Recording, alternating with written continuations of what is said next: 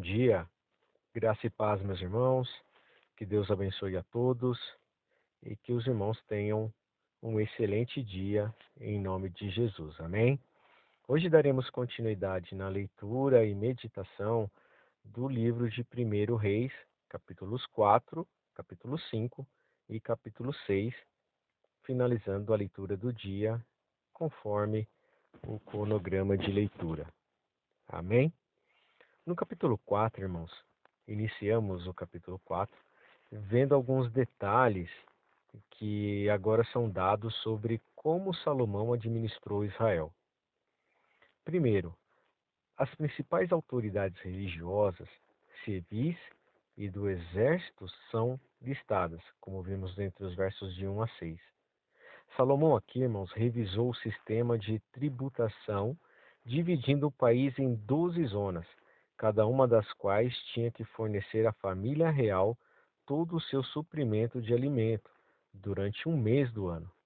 Essas 12 zonas, aparentemente, substituíam as antigas áreas tribais. As nações vizinhas se tornaram parte do Império Israelita, também pagaram impostos e enriqueceram ainda mais Salomão. Israel, como nação, desfrutou de paz e prosperidade, e isso nós vimos no capítulo 4, entre os versos 20 e 21. Nos versos 22 a 28, vimos que o suprimento mensal de comida era enorme, pois tinha que manter não apenas a família real e os funcionários do governo, mas também o exército. E finalizando o capítulo 4, por causa de sua sabedoria, Salomão era famoso em países distantes e próximos. As pessoas faziam coleções de seus provérbios e canções, e muitos viajavam para Israel para ouvir sua sabedoria. Finalizando o capítulo 1, entre os versos 29 a 34. Capítulo 5.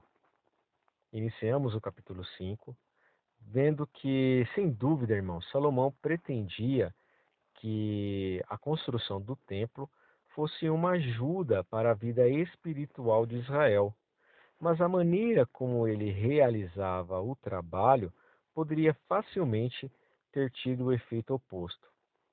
Ele obteve o melhor dos materiais de Irão, rei de Tiro, mas o contrato com Irão quase envolveu um ritual religioso e o reconhecimento dos deuses de Irão, como vimos no capítulo 5, entre os versos de 1 a 9.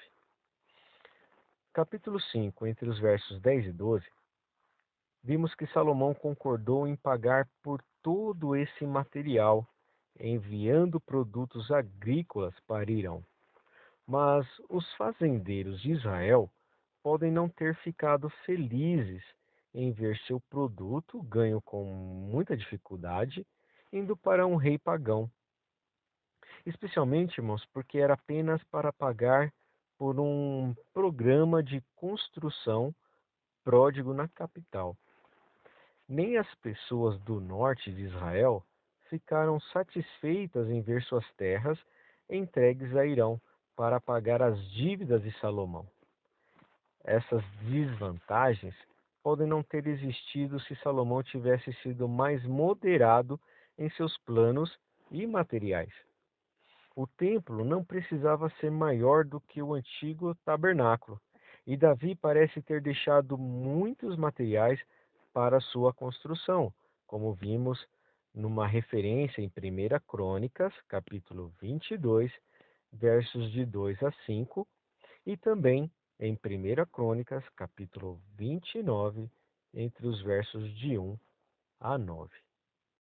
Outras das políticas de Salomão, que criou sentimentos de insatisfação e rebelião, foi a do trabalho forçado. Todos os trabalhadores eram obrigados a dar 3 meses de trabalho ao rei a cada ano, para fornecer uma força de trabalho de 30.000 homens durante todo o ano. Um terço deles foi enviado para Tiro para trabalhar em revezamentos, um mês de cada vez, cortando a madeira sob a supervisão dos homens de Irão. Finalizando o capítulo 5, entre os versos 13 a 18, a madeira foi então levada para o porto israelita de Jope. Além desses trabalhadores israelitas em tempo parcial, havia 150.000 escravos em tempo integral, principalmente cananeus, que fizeram o trabalho mais duro de extrair e transportar a pedra. Iniciamos o capítulo 6, irmãos, vendo que a maneira mais simples de descrever o Templo de Salomão é como um edifício de pedra retangular com um alpendre acrescentado à frente e 3 andares de depósitos adicionados aos lados e à retaguarda.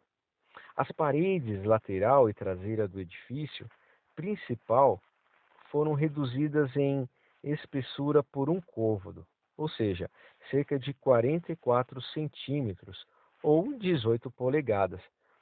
Para o andar do meio e por mais um côvado para o andar superior, isso criou degraus, nos quais os troncos de madeira descansavam para formar o piso dos andares intermediários e superiores, como vimos nos versos de 1 a 6. Todas as pedras usadas no edifício foram cortadas e vestidas na pedreira, para que fossem tão fáceis de manusear quanto possível. Nenhuma ferramenta de trabalho em pedra foi usada no local do templo, como vimos aí entre os versos 7 a 10. Deus, irmãos, deu a Salomão a lembrança oportuna de que o templo seria um meio de bênção para ele e seu povo somente se ele fosse obediente a Deus.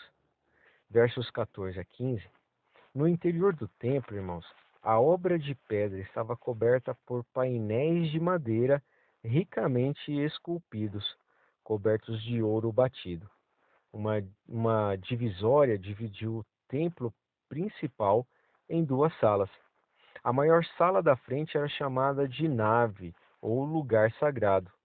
O menor quarto dos fundos era chamado de santuário interior, ou lugar santíssimo.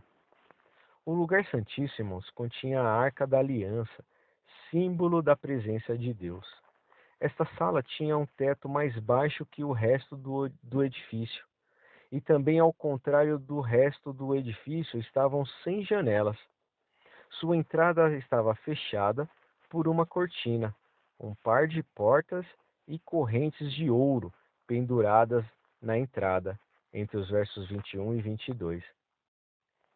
Dentro do quarto haviam 2 enormes criaturas aladas, ou querubins, que lado a lado estendiam-se pela largura da sala.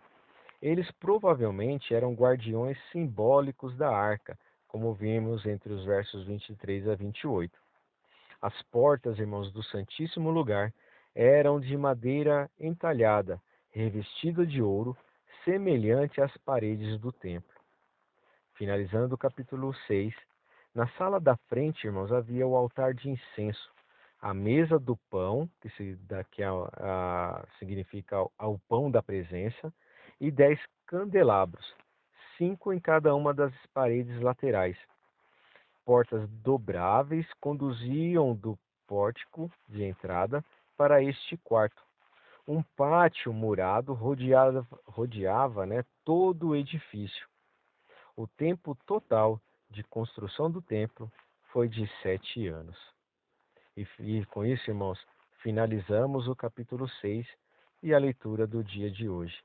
Percebemos, irmãos, que nesses capítulos que lemos, que a dedicação de Salomão à execução do projeto, tal como lhe havia sido ordenado, vai render muitos frutos espirituais e materiais, não apenas a ele, mas também toda a nação.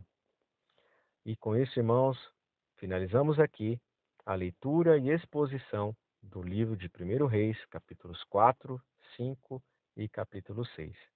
Que Deus abençoe a todos e até a próxima leitura. Um forte abraço e fique com Deus, meus amados irmãos.